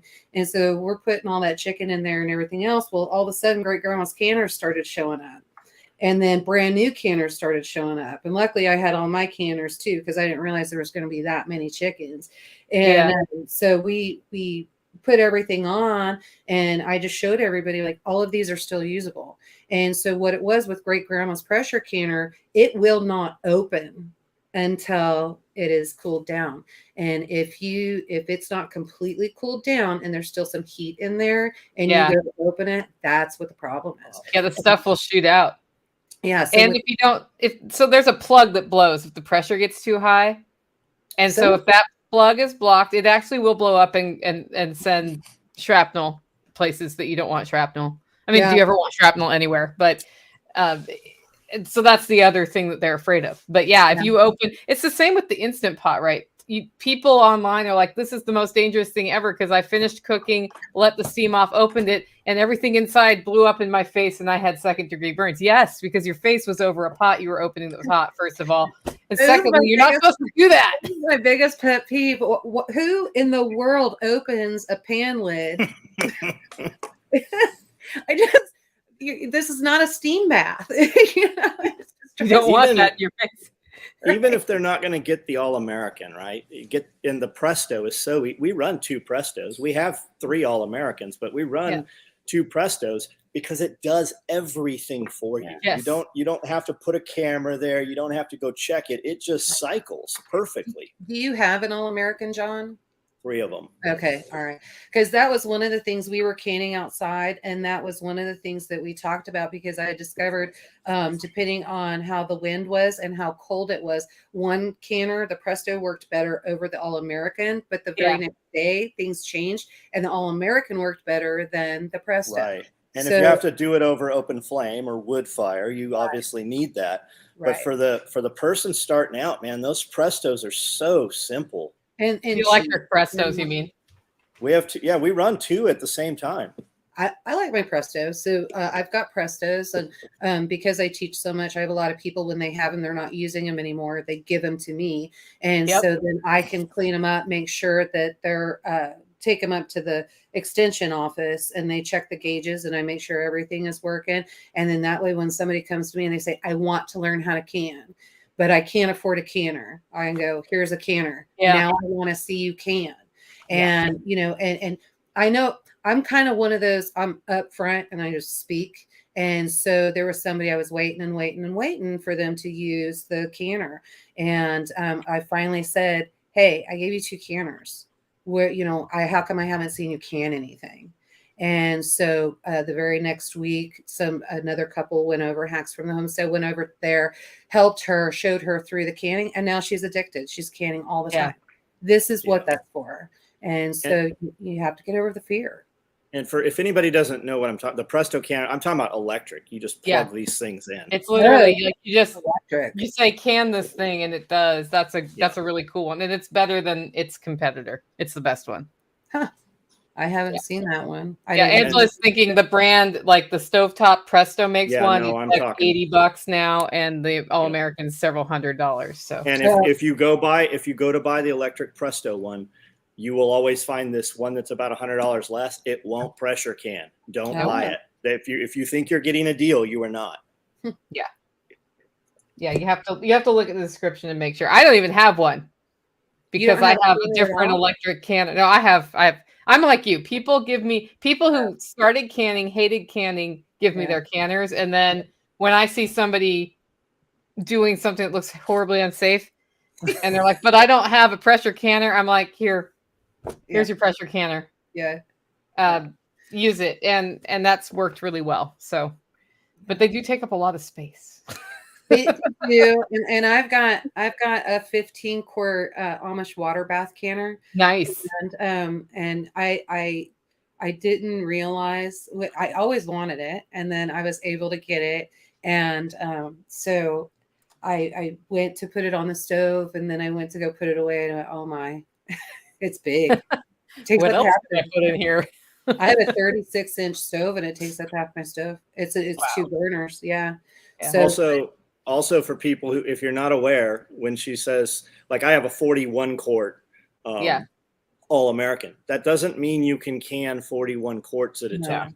Like, just know that, like, you'll be surprised when you buy this thing, your first one, and you find that you can only put 5, quarts in this thing. Yeah. So on for example, the 15-quart water bath, and I'll have that out at Festival. So I can actually put in on that one. But this is, like I said, it's Amish made. So it was made specifically for that. I can put 15 quarts in there, jars, and then I can double stack, and I can actually get 30 pints in there. That's cool. So that's the way that we do that there. And then my All American, I have the 41 quart, and so I can get, gosh, I think I've counted maybe 6 or 7 quarts down on the bottom, and then I have to, it might be a little bit more than that, and then I have to put the rack on, and then I stack up again. So, but anybody that's just getting into canning, or you've had that canner sitting in the box, do not double stack without putting a rack in between there. Yeah. You have to have a rack in between there. And that part is not expensive to get. No. Yeah, you can go to Walmart and grab it if you wanted to. But, awesome. Ace Hardware is usually our go-to, and I keep extra parts on hand all the time because inevitably I can't find a weight somewhere. So so I did this big canning workshop, beef, and there's a designated 2 square inch place where the weight goes in my house for canning. And I do events, and at some point the event staff, I think last year, reorganized my windowsill above the kitchen sink, which is where that 2 inch. And they put it somewhere, and to this day I haven't found it. So I'm an hour before going live to show people how to pressure can beef. No weight. And and I have 2 backup weights. Those are missing too. I'm like ripping apart the house. Finally, I just drive to Walmart, buy a canner, so I have a weight for the class. And I've got this large, look kind of like a buffet with the top on it and all that stuff. And so I specifically took 1 drawer of that, and the large drawer on the bottom, and that's where all my extras. So anything canning related extra goes in there. Oh, maybe that's where. Okay. Have we just solved the problem for you? You did. I think you did. My commercial meat slicer, the gear is plastic. Isn't that stupid? Why would you put a plastic gear in there? And so Garen ordered 3 for me, but it had to come over from Italy. So it took 2 months. And I went to go do, what was I doing? I think bacon or something like that. And so I went to go slice it, and 5 minutes in, and the gear stuck again. So Tex came over, he gets through it, and he goes, "It's your gear. Where's those extra gears?" And like, I know it's in a drawer somewhere. And so we're running around, we can't find it, but it might be in there because extra parts. So that makes sense. I probably put it in there. I'll go look. That's the other thing about the Presto electric one. There is not a weight to lose. It's built in. That's crazy. I'm gonna have to check that out. All right, Yeah. guys, I got to jump off Yeah. here. Can't wait Yeah. to see you at Self Reliance Festival, Angela. Yeah, And we're I will. excited. I'll talk to you guys shortly. Yeah. All right. Bye, John. And thank you for everything. Thanks for the Awesome. encouragement. Yeah. Thanks for being here. Yeah. Guys, do us a favor and follow all the people you saw today. We had Shit Hits the Fan Fitness. We have Grumpy Acres Farm. We had Joel Riles from Fortress Canine and Ed Hubble from the Iridium Group. Go give those guys a follow today, and hopefully we'll see you at the Self Reliance Festival. Early bird tickets are $75 till February 22nd. Thank you so much for joining us. Thanks. Thanks for having me, Nicole. Appreciate Bye. it. Thanks for joining. Bye. All right. Bye.